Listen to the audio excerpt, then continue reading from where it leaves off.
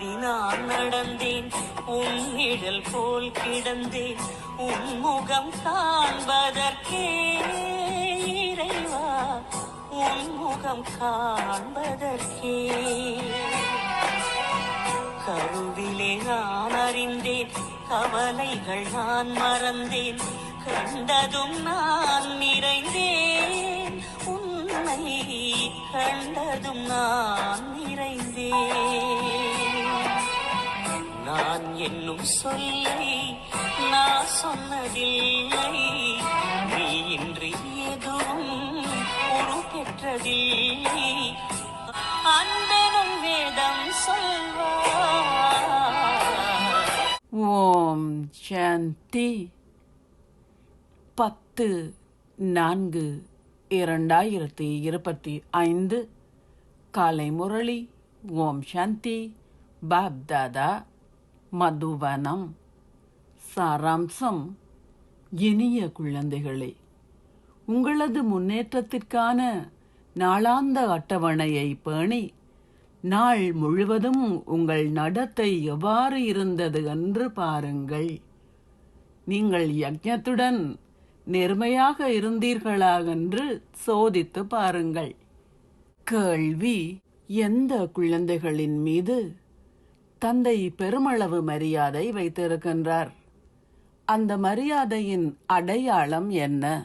பதில்: தந்தையுடன் நேர்மையாக உள்ள குழந்தைகளின் மீதும் யஜ்ஞத்துக்கு உண்மையாக இருந்து எதனையும் மறைக்காதவர்களின் மீதும் தந்தை பெருமளவு மரியாதை வைத்திருக்கின்றார்.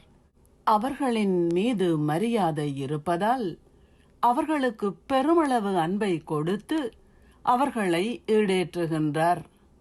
அவர் அவர்களை சேவைக்காகவும் அனுப்புகின்றார். குழந்தைகளாகிய உங்களுக்கு உண்மையை கூறி ஸ்ரீமத்தை பெற வேண்டிய விவேகமும் இருக்க வேண்டும். பாடல்: ஒன்று கூடலின் சுவாலை ஏற்றப்பட்டுள்ளது, விட்டிற்பூச்சிகள் சுவாலையில் தங்களை அர்ப்பணிக்கின்றன. ஓம் சாந்தி. தாரணைக்கான சாராம்சம். 1. அகநோக்கில் இருந்து உங்கள் சரீரத்தின் உணர்விற்கும் அப்பால் இருப்பதை பயிற்சி செய்யுங்கள். உங்கள் உணவு, பானம், செயல்கள், நடத்தை ஆகியவற்றை சீராக்குங்கள். இப்பொழுது நீங்கள் செய்வதையிட்டு மகிழ்ச்சி அடைவதன் மூலம் கவனயீனமாக இருக்காதீர்கள். 2. இந்த ஏற்றம் மிகவும் செங்குத்தானது. ஆகையால் நீங்கள் முன்னேறி செல்லும் பொழுது மிகவும் எச்சரிக்கையாக இருங்கள். ஒவ்வொரு செயலையும் மிகவும் எச்சரிக்கையுடன் செய்யுங்கள். அகங்காரம் கொள்ளாதீர்கள். பிழையான செயல்களை செய்வதன் மூலம் உங்களுக்கான தண்டனைக்கு நீங்களே ஆயத்தம் செய்யாதீர்கள். நிச்சயமாக லக்ஷ்மி நாராயணன் போல் ஆகுவதற்கான முடிச்சை போடுங்கள். ஆசீர்வாதம். நீங்கள் உங்களின் மேன்மையான ஆன்மீக ஸ்திதியால் சூழலை ஆன்மீகம் ஆக்குகின்ற இலகுவான முயற்சியாளர் ஆகுவீர்களாக. உங்களின் ஆன்மீக ஸ்திதியால் உங்களின் சேவை இடத்தின் சூழலை ஆன்மீகம் ஆக்குங்கள். அதனால் உங்களுக்கும் அங்கே செல்கின்ற ஆத்மாக்களுக்கும் இலகுவாக முன்னேற்றம் ஏற்படும். ஏனென்றால் வருகின்ற எல்லோரும் வெளி சூழல்களால் களைப்படைந்து விட்டார்கள். அத்துடன் அவர்களுக்கு மேலதிக ஒத்துழைப்பு தேவைப்படுகின்றது. ஆகவே ஓர் ஆன்மீக சூழலின் ஒத்துழைப்பை அவர்களுக்கு வழங்குங்கள். உங்களிடம் வருகின்ற ஒவ்வொரு ஆத்மாவும் அவர்களால் இலகுவாக முன்னேறக்கூடிய இடமாக அதை அனுபவம் செய்ய வேண்டும். ஸ்லோகம்.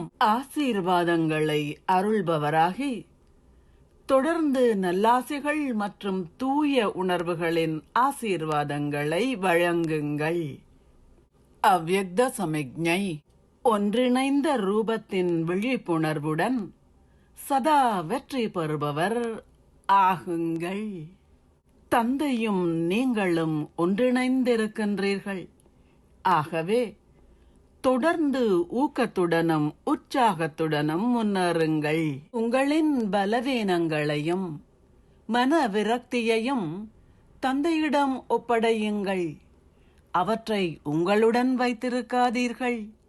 ஊக்கத்தையும் உற்சாகத்தையும் மட்டுமே உங்களுடன் வைத்திருங்கள். சதா ஊக்கத்துடனும் உற்சாகத்துடனும் நடனமாடுங்கள். தொடர்ந்து பாடுங்கள். தொடர்ந்து பிரம்ம போஜனை உண்ணுங்கள். ஓம் சாந்தி. நன்றிகள் பாபா. நாவினில் வார்த்தை தந்தாய், நாசியில் உயிரை தந்தாய், வாழ்வையும் நீயே தந்தாய் தேவா, வாழ்வையும் நீயே தந்தாய். விழிகளில் ஒளியை தந்தாய், எனக்கான வழியை தந்தாய், உணர்வையும் நீயே தந்தாய் தேவா, உணர்வையும் நீயே தந்தாய். வாழ்க்கையில் அருளும் தந்தாய், வாழ்விலும் இன்பம் தந்தாய்.